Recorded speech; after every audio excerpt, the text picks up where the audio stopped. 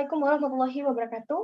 Selamat pagi kepada teman-teman yang saat ini sedang menonton video ini dan khususnya kepada Pak Miko selaku dosen pengampu mata kuliah Hukum Internasional. Pada kesempatan kali ini, kelompok kami akan memaparkan hasil diskusi kami tentang sumber hukum dalam hukum internasional. Namun sebelum itu, izinkan kami untuk mengutip salah satu quotes terkenal dari Marcus Tullius Cicero. If nature does not ratify law, then all the virtues may lose their sway. Jika alam tidak meratifikasi hukum, maka semua kebajikan akan kehilangan kendali. Sebelum masuk ke materi inti, izinkan kami untuk memperkenalkan diri yang akan diwakili oleh saya sendiri. Baik, anggota yang akan saya perkenalkan pertama kali adalah Denindra Shakti dengan NPM 190, Wahyu Fadila dengan NPM 199, Elmira Ivana dengan NPM 233, Raffi Dwi Ardiansyah dengan NPM 223, Haliza Kanaya dengan NPM 227, yaitu saya sendiri, dan yang terakhir Vincentius Yohanes dengan NPM 196. Slide selanjutnya akan dijelaskan oleh Vincentius. Silakan Vincentius. Oke, terima kasih Alisa. Baik, definisi sumber hukum internasional. Menurut Briley, sumber hukum internasional dalam arti formal merupakan sumber yang paling utama dan memiliki otoritas tertinggi dan otentik yang dipakai Mahkamah Internasional dalam memutuskan suatu sengketa internasional. Menurut J.G. Stark, mengemukakan sumber hukum material atau sumber hukum formal adalah bahan-bahan aktual yang dipergunakan oleh para sarjana hukum internasional untuk menetapkan hukum yang berlaku bagi hal-hal tertentu. Dari sini kita dapat memahami bahwasanya hukum internasional merupakan hukum yang tertinggi. Oke. Slide selanjutnya akan dibawa oleh Haliza. Oke, baik. Terima kasih Vincentius atas kesempatannya. Kali ini saya akan memaparkan pendapat dari Iwayan Partiana dalam bukunya yaitu Pengantar Hukum Internasional yang nantinya akan menjelaskan tentang apa yang sudah Vincent sampaikan di slide pertama. Jadi menurut beliau setidaknya ada 4 poin penting nih ketika kita ingin mengerti apa itu sumber hukum. Yang pertama, sumber hukum itu diawali dari adanya materi yang menjadikannya hukum. Jadi konsep pertama dari sumber hukum itu adalah adanya materi dan bagian-bagian tertentu yang terpisah yang ketika kita sudah analisis, ketika kita sudah sadari bahwa itu ada nilai hukumnya, bisa kita jadikan sebagai sumber hukum yang padu. Lalu yang kedua, adanya fakta yang berasal dari kejadian di masa lampau. Fakta yang berasal dari kejadian di masa lampau ini berarti adanya akibat dari terjadinya suatu peristiwa. Nah, terjadinya peristiwa-peristiwa itu akan memunculkan kaitan antara satu peristiwa dengan peristiwa lain dan di situ akan muncul nilai-nilai hukum yang akan diimplementasikan dalam bentuk sumber hukum internasional. Lalu yang ketiga, wujud atau bentuk. Wujud atau bentuk di sini dalam artian fakta-fakta itu tadi, dan yang terakhir tanpa memperhatikan asal-usul, asal mula atau prosesnya. Dari yang saya baca, poin terakhir ini berarti ketika kita sudah dapat nilai hukumnya, kita tidak lagi perlu kembali lagi ke apa peristiwanya, tapi langsung ke apa nilai hukumnya yang bisa dijadikan sebagai sumber hukum internasional. Selanjutnya akan dijelaskan dengan saya sendiri. Oke. Nah, pada slide kali ini kita akan membahas tentang pasal 38 Statuta Mahkamah Internasional. Sebenarnya tidak ada dasar hukum yang secara eksplisit menyatakan bahwa pasal ini adalah satu-satunya sumber hukum yang bisa dijadikan sebagai acuan dalam apa sih sumber hukum yang dipakai dalam hukum internasional, melainkan seperti yang kita tahu statuta itu tidak bisa dipisahkan dari piagam, dan dalam konteks ini kita mengerti bahwasanya pasal 38 Statuta Mahkamah Internasional itu dirangkum dan diratifikasi dalam Piagam PBB. Piagam PBB ini dikhususkan untuk menjelaskan tentang fungsi, wewenang, dan juga tugas dari Mahkamah Internasional, termasuk di dalamnya Mahkamah Internasional itu harus memutus perkara melalui analisis tertentu yang didasari oleh sumber hukum itu tadi. Yang pertama, konvensi internasional, kebiasaan internasional, prinsip-prinsip hukum umum, dan adanya putusan pengadilan atau doktrin. Perlu kita garis bawahi juga bahwasanya di pasal yang di ayat yang keempat atau poin keempat di sini kita bisa tahu bahwasanya ada peran dari putusan pengadilan dan doktrin. Tapi putusan pengadilan atau doktrin itu tadi hanyalah sebagai penambah dan penguat dari 3 sumber hukum di atasnya, yakni yang pertama, saya ulangi lagi, konvensi internasional, kebiasaan internasional, dan juga prinsip-prinsip umum hukum. Baik, selanjutnya akan dijelaskan oleh teman saya, yaitu Wahyu Fadil. Di sini saya akan menjelaskan bagian tentang bentuk perjanjian internasional. Bentuk perjanjian internasional sendiri dapat dilihat dari subjek hukum dan dilihat dari subjek isinya. Kalau dilihat dari subjek hukum dibagi menjadi 3. Yang pertama antar negara, lalu yang kedua negara dengan organisasi internasional, dan yang ketiga antar organisasi internasional. Lalu kalau dilihat dari subjek isinya juga dibagi menjadi 3 macam. Yang pertama ada perjanjian internasional di bidang politik, lalu yang kedua perjanjian internasional di bidang ekonomi, dan yang ketiga perjanjian internasional di bidang hankam. Lalu bentuk perjanjian internasional dapat dilihat juga dari wilayah dan dapat dilihat juga dari kepentingan atau sifat. Kalau dilihat dari wilayah dibagi menjadi 2 macam. Yang pertama ada regional, lalu yang kedua internasional. Kalau dilihat dari kepentingan atau sifat juga dibagi menjadi 2 macam. Yang pertama terbuka dan tertutup. Lalu bentuk perjanjian internasional juga dapat dilihat dari proses pembentukannya dan juga dapat dilihat dari surat presiden.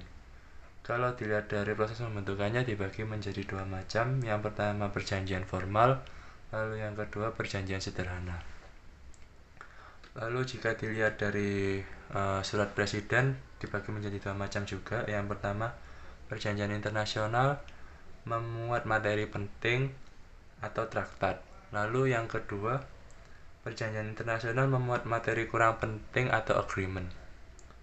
Lalu bentuk perjanjian internasional dapat dilihat dari jumlah. Dari jumlah ini dibagi menjadi 2 macam. Yang pertama bilateral dan multilateral. Lalu dapat juga dilihat dari fungsinya. Yang pertama law making treaty atau trade laws, dan yang kedua treaty contract atau trade contract. Lalu dilihat dari masa berlakunya. Yang pertama execute treaty dan yang kedua executory treaty. Lalu setelahnya akan dilanjutkan oleh teman saya Denindra. Baik, untuk slide selanjutnya akan dibacakan oleh saya. Ya, ini terdapat kebiasaan internasional yang bertransisi menjadi hukum internasional menurut Piagam Mahkamah Internasional nomor 38. Yang pertama terdapat usage atau tata cara adalah norma yang menunjuk kepada satu bentuk perbuatan dengan sanksi yang sangat ringan terhadap pelanggarnya. Pendefinisiannya seperti halnya dengan habit atau kebiasaan. Dan yang kedua terdapat committee, ialah semacam bentuk penghormatan atau respect terhadap negara lain. Yang ketiga terdapat custom, yang berarti suatu kebiasaan yang mempunyai kekuatan mengikat secara normatif apabila kekuatan tersebut dilakukan secara tetap dan dilakukan berulang-ulang dalam waktu yang lama. Untuk slide selanjutnya terdapat unsur-unsur kebiasaan internasional. Yang pertama terdapat opinion juris secara psikologis, dan selanjutnya terdapat unsur materialistik, yaitu durasi merupakan lama waktu daripada kebiasaan budaya tersebut terjadi. 2. Terdapat generality, oleh sebab kebiasaan budaya tersebut berlangsung. Dan yang ketiga terdapat uniformity and consistency, yaitu kebiasaan atau budaya yang umum tersebut berlaku dengan konsisten. Dan untuk slide selanjutnya ada kebiasaan internasional ditransisikan menjadi hukum internasional karena pengakuan dan legalitas. Pengakuan dan legalitas di sini yang dimaksud adalah kebiasaan internasional diakui sebagai salah satu sumber hukum internasional oleh pasal 38 ayat 1b Piagam Mahkamah Internasional. Pasal 92 Piagam Perserikatan Bangsa-Bangsa juga menyatakan bahwa kebiasaan internasional adalah salah satu sumber hukum yang akan diterapkan oleh Mahkamah Internasional. Kebiasaan internasional terdiri dari aturan-aturan yang berasal dari tindakan negara-negara yang konsisten, yang muncul dari keyakinan bahwa tindakan mereka itu diwajibkan oleh hukum. Dan terdapat aspek historis.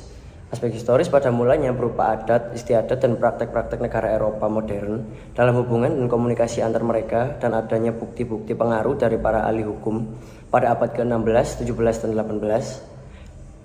Hukum internasional masih diwarnai oleh konsep-konsep kedaulatan nasional, kedaulatan teritorial, konsep kesamaan penuh, dan kemerdekaan negara-negara yang meskipun memperoleh kekuatan dari teori-teori politik yang mendasari sistem ketatanegaraan Eropa, juga dianut oleh negara-negara non-Eropa yang baru muncul. Yang selanjutnya terdapat unsur fungsional, yaitu hukum internasional sebagai suatu sistem merupakan sistem hukum yang otonom, mandiri dari politik internasional, tetapi fungsi utamanya adalah yaitu untuk melayani kebutuhan-kebutuhan komunitas internasional, termasuk sistem negara yang otentik, mengambil dari persepsi adat istiadat serta kebiasaan yang terjadi dalam masyarakat skala internasional. Untuk selanjutnya saya kembalikan ke teman saya Halisa Kanaya. Terima kasih. Baik, terima kasih Denindra atas kesempatannya. Pada saat ini saya akan menjelaskan tentang apa itu prinsip hukum umum. Dimulai dari definisi, menurut Pak Wiraputro, prinsip hukum umum itu adalah prinsip yang bisa diterapkan di semua bidang hukum. Bidang hukum di sini yaitu acara, publik, dan privat. Perlu kita garis bawahi bahwasanya prinsip hukum umum itu bisa diterapkan dan berlaku dimanapun, kapanpun, dan oleh semua negara. Lalu yang kedua, definisi menurut Advisory Committee of Jurists pada tahun 1920. Sama seperti pendapat Pak Wiraputro, yang pertama, prinsip hukum umum itu harus diakui oleh seluruh negara. Yang kedua, diterima oleh seluruh negara. Dan yang ketiga, harus berfungsi ketika ada suatu perkara yang harus diadili. Selanjutnya masih dengan saya. Di slide kali ini saya akan membahas tentang contoh prinsip hukum umum yang diterapkan dalam hukum internasional. Yang pertama, adanya asas good faith atau itikat baik. Lalu yang kedua, Pacta Sunt Servanda, yang artinya perjanjian itu mengikat karena adanya negara yang menyetujui bahwa dia masuk ke dalam perjanjian itu. Lalu yang ketiga, et equo et bono, prinsip kepatutan dan kelayakan. Lalu yang keempat, free consent. Di sini free consent dalam artian semua pihak bebas melakukan perjanjian dengan pihak manapun. Kenapa saya di sini mencantumkan prinsip-prinsip hukum yang secara notabene-nya itu merupakan prinsip hukum dari perjanjian, karena hukum internasional itu kan juga mengatur tentang perjanjian-perjanjian antar negara kebanyakan. Lalu prinsip-prinsip itu juga diterapkan kita ambil contoh ke hukum perjanjian yang berlaku di Indonesia. Secara tidak langsung adanya kaitan antara hukum internasional dan hukum perjanjian yang berlaku di Indonesia ini membuktikan bahwa kedua hukum ini didasari oleh prinsip hukum umum yang sama. Begitu, makanya kita sebut prinsip ini sebagai prinsip hukum umum karena bisa diterapkan di semua bidang atau semua bidang kajian dari hukum. Materi selanjutnya akan dijelaskan oleh teman saya, yaitu Raffi. Baik, di sini saya akan mau menjelaskan pemaparan materi tentang putusan Hakim A38 ayat 1. Menyatakan dalam memutuskan sengketa internasional harus berdasarkan hukum internasional, yakni menerapkan traktat atau suatu perjanjian. Baik, pemaparan materi selanjutnya akan dilanjutkan oleh Triksi. Silakan. Putusan Hakim. Putusan Hakim pada artikel 59 ICJ Statute menyatakan bahwa keputusan pengadilan tidak memiliki kekuatan mengikat kecuali antara para pihak dan sehubungan dengan kasus tertentu. Untuk materi selanjutnya akan disampaikan oleh Raffi. Baik, di sini saya akan menjelaskan sifat putusan pengadilan. Bahwa sifat putusan pengadilan menjelaskan pada dasarnya itu bersifat final, akan tetapi sifat tersebut tidak mutlak karena masih terbuka upaya hukum seperti pembatalan atau penolakan eksekusi putusan. Berdasarkan sifatnya yang final itu, seharusnya putusan tersebut memiliki kekuatan self-execution. Baik, pemaparan selanjutnya akan dilanjutkan oleh... Baik, terima kasih. Materi selanjutnya adalah contoh International Court dan International Arbitrary. International Court, atau yang lebih sering dikenal sebagai Mahkamah Internasional, adalah sebuah pengadilan yang dimana mengurus negara dengan negara, seperti contohnya Ukraina dengan Rusia. Sedangkan International Arbitrary adalah sebuah lembaga yang untuk mengatur perusahaan-perusahaan internasional seperti contohnya Shell dan lain-lain sebagainya. Materi selanjutnya, Triksi. Silakan, Raf. Selanjutnya adalah pendapat pakar. Yang pertama adalah F.R. Suarez. Menurut dia, hidup dan berkembangnya tertib hukum internasional didasarkan atas terpenuhinya syarat-syarat yang lazim. Yaitu yang pertama adanya kehidupan bangsa-bangsa dalam satuan-satuan politik yang berbentuk negara dengan memenuhi syarat-syarat kenegaraan atas dasar kebangsaan. Yang kedua, adanya hubungan antara negara-negara itu yang dimana satu sama lain dalam kedudukannya saling ketergantungan. Mengenai ketergantungan, Suarez adalah yang pertama kali mengemukakan. Ia menyatakan adanya saling ketergantungan negara-negara itu satu sama lain.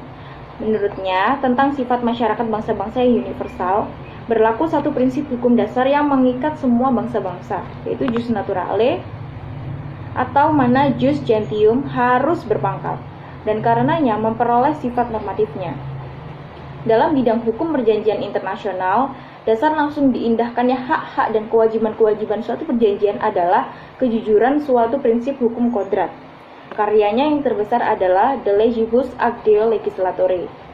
Yang kedua adalah Cornelius van Binkershoek. Ia adalah hakim dari Belanda. Dalam hubungannya dengan sumber hukum internasional, ia fokus pada hukum adat kebiasaan sebagai sumber hukum terpenting dari hukum internasional. Selain pemikirannya tersebut, si Cornelius ini juga menjadi terkenal karena dialah yang pertama kali secara tegas mengemukakan teori mengenai laut wilayah.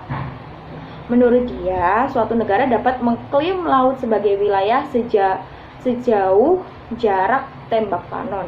Seperti itu. Penulis lainnya yang juga cukup terkenal, cukup besar sumbangannya mengenai pertumbuhan hukum internasional adalah Emmerich de Vattel dan von Martin. Von Martin termasuk pengikut aliran positivis karena ia mementingkan praktek negara sebagai sumber hukum yang terjelma dalam adat kebiasaan dalam perjanjian-perjanjian. Sebuah karyanya yang terkenal berjudul Recueil des Traités atau suatu kumpulan perjanjian-perjanjian. Karya tersebut itu masih berharga sampai sekarang. Jika disederhanakan, dari tokoh-tokoh ahli pikir tersebut terdapat dua aliran pokok yang membicarakan tentang hukum internasional, yaitu yang pertama adalah aliran positivis, yaitu aliran yang mendasarkan hukum internasional pada traktat dan adat kebiasaan. Yang kedua adalah aliran hukum kodrat, yaitu suatu aliran yang mendasarkan hukum internasional pada hukum kodrat. Aliran ini juga terbagi menjadi dua golongan lagi, yaitu kaum naturalis yang menyatakan bahwa hukum kodrat adalah satu-satunya dasar hukum internasional.